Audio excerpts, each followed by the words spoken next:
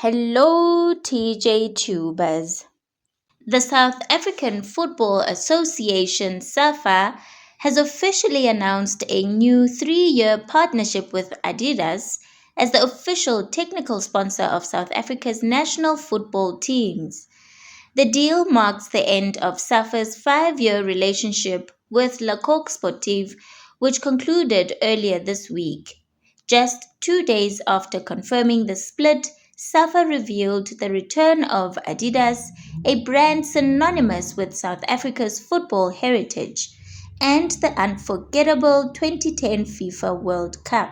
SAFA CEO Lydia Munyepao described the partnership as a symbolic reunion rooted in pride, unity, and excellence. This partnership is more than a sponsorship.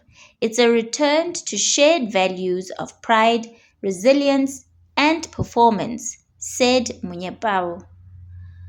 Adidas has long been part of our football history, and together we'll inspire South Africans everywhere to believe that they've got what it takes.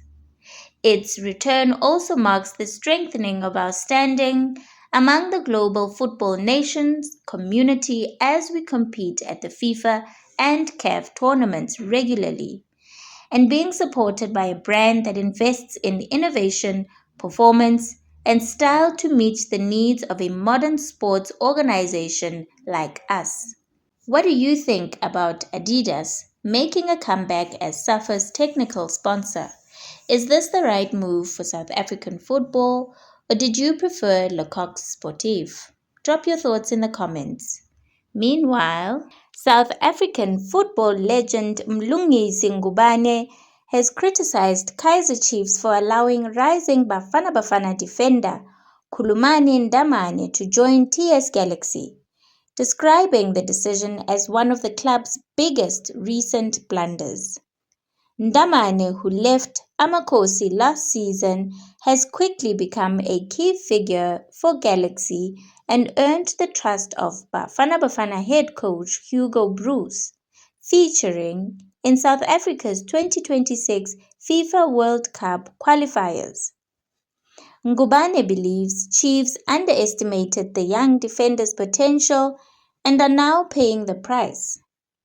This boy from TS Galaxy, Ndamane, came into the national team and immediately fit in as if he had been there from the start, Ngubane told Kickoff. He's a talented player. The likes of Grant Kekana will miss out on the trip to America because of Ndamane. Remember, we still have Mbegezeli Mbokazi as well. Kaizer Chiefs made a significant mistake by letting him go. They must be regretting their decision. Whoever was responsible for scouting players for Chiefs should be brought back. I'm not sure who is currently overseeing development at the club. It seems they prioritize good English speakers over actual talent. Ngubane also expressed concern that Amakhosi could repeat the same mistake with another young prospect. They recently promoted a young player, Naledi Hlongwane, from the DDC, and he performed well. However, now he seems to be lost in the squad, he added. He's a promising striker with an eye for goal. Something isn't right. If they're not careful, they might lose him like they did with Ndamane. Ndamane's rapid rise has not gone unnoticed, with reports linking him to Mamelodi Sundowns, who are believed to be monitoring his progress closely. Chiefs have lost several youngsters to TS Galaxy in recent months. Puso Ditejane and Ntandoyenkosi Nkosi, the captain of last season's DStv Diski Challenge winning team. Ngobane's comments highlight growing concerns over Kaizer Chiefs' youth development and player management, a problem many fans feel has contributed to the club's ongoing struggles on and off the field. So what do you think, Chiefs fans? Did Kaizer Chiefs make a huge mistake letting Kumbulane Ndamane go? Or do you think the club was right to move him on? Drop your thoughts in the comments section. On other news, the South African Football Association President Dani Jordan says the association has moved past the controversy that saw Bafana Bafana docked 3 points during the 2026 FIFA World Cup qualifiers, insisting the focus is now firmly on the future. FIFA deducted 3 points from South Africa earlier this year after Teboho Mokoena was fielded in a match against Lesotho despite being suspended. The fixture played in Polokwane in March 2025 resulted in a costly administrative blunder that temporarily jeopardized Bafana's qualification hopes. Although South Africa ultimately booked their ticket to the World Cup in North America, the penalty had a significant impact in the final rounds of qualification. It saw Hugo Broos's men drop from top spot in Group C, forcing them to rely on results elsewhere to secure their passage.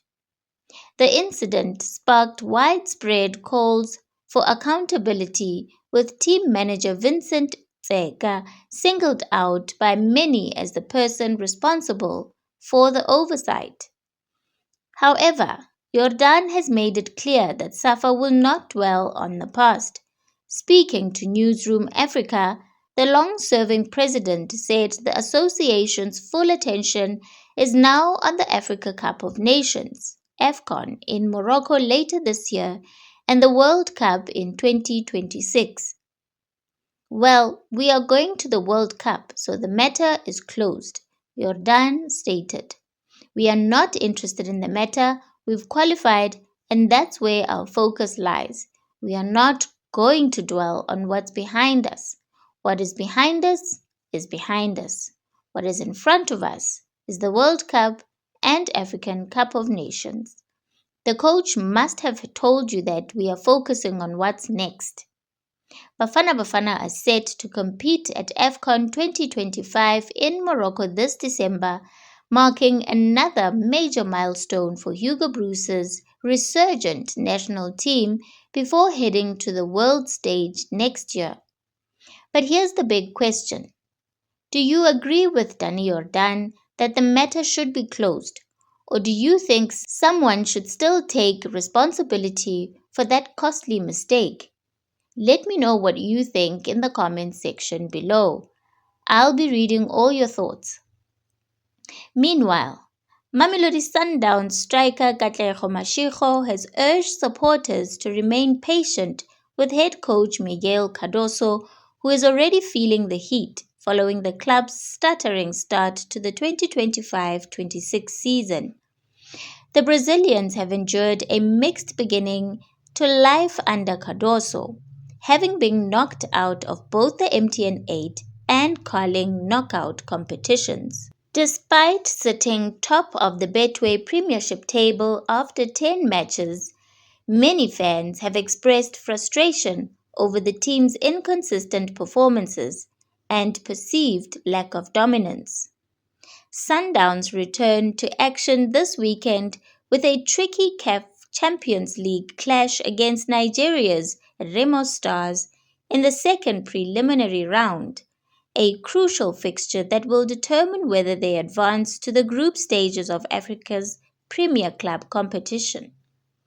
Mashego, who won 2 league titles with the Tshwane Giants, believes that while expectations are high, fans should acknowledge the transitional phase the team is undergoing. Coach Pitso Mosimane used to say that it's a short blanket story. When you cover the face, the feet get cold, and when you cover the feet, then your face gets cold, Mashego told Phakati. Sundowns fans are used to a team that won convincingly, dominated possession, and finished the league 15 points ahead. The current team is not performing badly, but it's not the same dominant force they've known in recent years. Mashego admitted that failure to qualify for the group stages would be a major setback for Sundowns, especially after their disappointing defeat to to Pyramids FC in last season's CAF Champions League final. I don't want to say the fans are spoiled, but they know their team and expect a certain level of excellence, he added. Over the past few seasons, Sundowns have set very high standards, dominating domestically and reaching cup finals regularly. It's not as convincing as it was 3 years ago, maybe because of the coaching changes, but they're still doing well, Mashiro concluded. So, what do you think, Masandawana fans? Are the supporters putting too much pressure on Miguel Cardoso too soon? Or do you believe Sundowns should be performing better with the squad they have? Drop your thoughts in the comment section below. Let's talk football. Thank you so much for tuning into this video. If you haven't subscribed yet to the channel, please make sure to subscribe and give this video a like. Thank you.